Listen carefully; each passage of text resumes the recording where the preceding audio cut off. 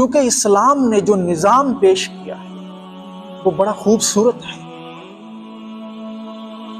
ایسا نظام جو حضور علیہ الصلوۃ والسلام نے ہمیں عطا کیا ہے۔ اگر اس نظام کو تم شباب میں دیکھنا چاہتے ہو، عروج پر دیکھنا چاہتے ہو، تو وہ سیدنا عمر فاروق رضی اللہ تعالیٰ عنہ کے دور میں ہی نظر آئے، انہی کے دور میں نظر آئے۔ وہ تمام برکات، تمام خصائص،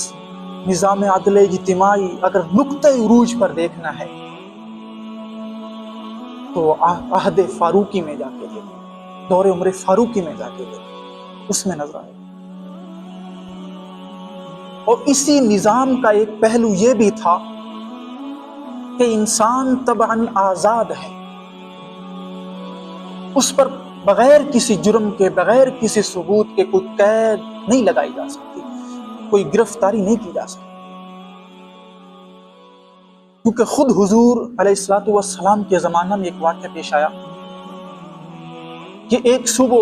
ایک شخص کو گرفتار کر لیا گیا اور حضور خطبہ دے رہے، ایک شخص اٹھا مجمع میں سے اور اس نے سوال کیا کہ حضور،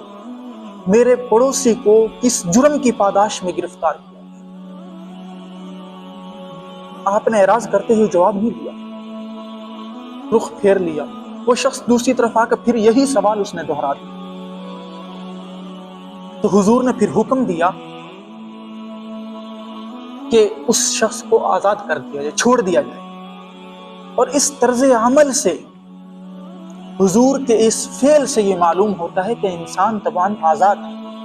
بغیر کسی جرم کے، بغیر کسی ثبوت کے اس کو گرفتاری میں رکھنا، قیدی بنا کے رکھنا، محبوس رکھنا، اسیری میں رکھنا یہ جائز نہیں ہے، بلکہ اس کو آزاد کرنا چاہیے۔ یہی وجہ تھی کہ سیدنا عمر فاروق رضی اللہ تعالیٰ عنہ، انہوں نے اس کے ایک جملے کی بات کو پالا تھا کہ یہ مجھے یقیناً کہہ رہے تھے کہ مجھے قتل کی دھمکی دے کے لیے، اس کے باوجود آپ نے اس کو گرفتار نہیں کروایا۔ اور آپ کوئی عام انسان نہیں تھے، حضرت عمر کوئی عام انسان نہیں تھے، بہت بڑی شخصیت تھی۔ یہ وہ شخصیت تھی کہ 10 برس ہو چکے تھے کہ جن کے گرد اسلام کی چکی چل رہی تھی۔ جیسے کہ حضرت علی رضی اللہ تعالیٰ عنہ نے ایک مقام پر فرمایا تھا کہ جس وقت فارس اور ایران کے محاذ پر مسلمانوں کی حالت کچھ قابو میں نہیں رہی تھی، تو حضرت عمر رضی اللہ تعالیٰ عنہ نے اس وقت یہ ارادہ کیا تھا کہ میں محاذ پر جاؤں گا اور مسلمان افواج کی کمان خود سنبھالوں گا۔ جب اس بات کا حضرت علی کو پتہ چلا تو انہوں نے اس بات کی مخالفت کی اور فرمایا تھا کہ عمر، آپ کا اس مدینہ کو چھوڑ کے چلے جانا، یہاں سے چلے جانا، اس نظام حکومت کو، اس نظام کو درہم برہم کرنے کے مترادف ہے۔ پھر مثال بھی دے کے بتایا، فرمانے لگے کہ عمر،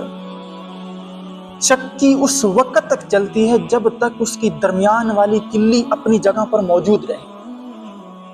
جب وہ اپنی جگہ سے ہل جائے گی چکی سلامت نہیں رہے گی۔ فرمایا کہ عمر، تیری مثال تو اس کلی کی سی ہے، جب تک تو مدینہ میں رہے گا یہ نظام حکومتی، نظام مملکت، یہ تمام تیرے ارد گرد گھومتی رہے گی۔ فرمایا کہ عمر، تیری مثال تو اس کلی کی سی ہے کہ جب تک تو مدینے میں رہے گا، اپنے مقام پہ رہے گا، تو یہ نظام تیرے ارد گرد چکی کی طرح گھومتا رہے گا۔ اگر تو یہ مدینہ چھوڑ کے تو چلا جائے گا، اس نظام کے درہم برہم ہونے کا خدشہ ہے، لہذا آپ کو جانے کی ضرورت نہیں۔ اور انسانی تاریخ میں اس سے پہلے، اس سے قبل اتنی بڑی سلطنت وجود میں آئی ہی نہیں، جتنی بڑی سلطنت کے ذمہ دار ترین شخص حضرت عمر بنے تھے۔ فتوحات کا وسیع و عریض سلسلہ جاری تھا، اس کے باوجود آپ نے اپنے لیے کوئی سیکورٹی کا انتظام نہیں کیا، کوئی گارڈ نہیں متعین کیا، کوئی غلام نہیں بنا کے رکھے اپنی حفاظت کی، کیونکہ ایک طرف توکل تھا اور توکل کا یہ عالم تھا